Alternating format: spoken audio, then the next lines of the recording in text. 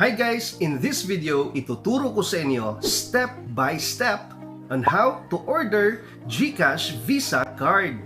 At pag-uusapan din natin ang apat na benefits if you have GCash Visa card. But before we start, don't forget to hit like and subscribe now. Thank you! Alright, let's start after this intro.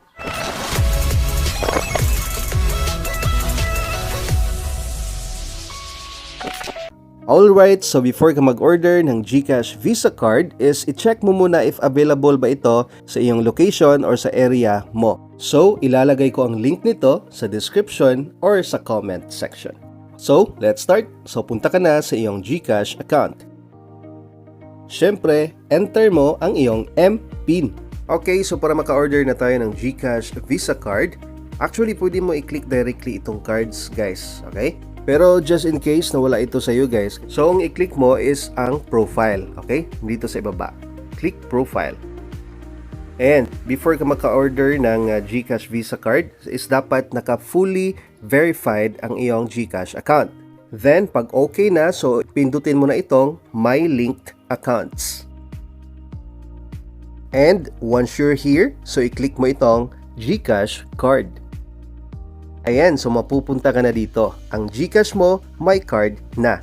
So ito yung apat na benefits ng GCash Visa card guys. So available siya in 200 plus countries. So sa mga OFW or plan mag-abroad, so pwede nito magamit. Kasi itong new GCash card is powered by Visa. And pwede din itong gamitin to pay for purchases locally and internationally. As long as the merchant accepts Visa. At syempre, by using this card is mas madali ang pag-withdraw ng cash. So, to withdraw, look for a BankNet ATM or any machine that has the Visa logo. Itong card na to guys is meron siyang tinatawag na GCash Card Protect na isang insurance product covering the GCash Visa card. Okay, so as a card holder, meron din tayong protection from unauthorized transactions. Alright, so mag-order na tayo. So, i-click mo na itong Order a Card. Then, tap mo itong Send Me a Card. Okay? Kasi hindi pa siya available itong Buy and Store. Coming soon pa siya guys. So, i-click mo itong Send Me a Card. Ayan. So, this is the card you will receive. Okay? So, naka-indicate na yung pangalan. And then, please note that it is non-refundable. Para makaproceed na tayo, so i-click mo itong Next. At dito, ilagay mo ang iyong delivery information. Okay? So, kung saan i-deliver itong GCash Visa card. Ayan. So, ilagay mo ang name mo, ang mobile number, delivery address, province, city, municipality, barangay, zip code, house number, street address, landmark, of course. So, fill upan ko muna ito, guys. A few moments later. Ayan. So, kung na-fill upan mo na lahat, so, i-click mo na itong Next. Okay, so i-check mo muna ang iyong information. Okay, kung tama ba ito lahat. So kung may gusto kang baguhin or palitan, so i-click lamang itong Edit Details.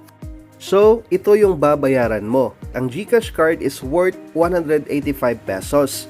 Ang delivery fee is 65 pesos, so total of 250 pesos. Ngayon is i-click mo itong box guys. I understand that the foregoing fees are not refundable. So, i-check mo itong box guys. And then, click mo ang confirm. Alright, so just wait for a while guys. Okay, so para makaproceed tayo sa payment is dapat merong laman yung GCash mo. No? Merong balance yung GCash account mo. Kasi hindi ito cash on delivery. So, ngayon, pag okay na, so i-click mo na itong pay 250 pesos. Ayan, so just wait for a while guys bago tayo makapag-proceed, okay? 5, 4, 3, 2, 1. Ayan, so automatic na siya mag-proceed and order successful. Okay, your card will be delivered soon. Okay, so ito yung mga expected delivery times below. Sa NCR is 4 to 6 business days. Sa Luzon is 6 to 8 business days. And Vismin is 8 to 10 business days. Okay, so that means hindi kasali yung holidays and weekends. Okay, now, pindutin mo na itong okay. Ayan, so na-deduct na yung payment ko. Kanina is 400 plus yun, ngayon is 200 plus na lang. Alright, so to check is pwede mong i-click itong inbox guys. Okay, so nandito yung mga notifications or mga latest transactions mo. Ayan, so kanina is ito yun, no? So online payment successful na nga talaga.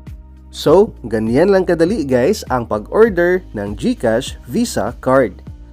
Alright, so kung ma-receive ko na yung in-order kong GCash Visa Card, ay gagawa naman ako ng tutorial kung paano ito i-link sa iyong GCash account. And that's all for today's tutorial. If you learned from this video, don't forget to hit like and subscribe now.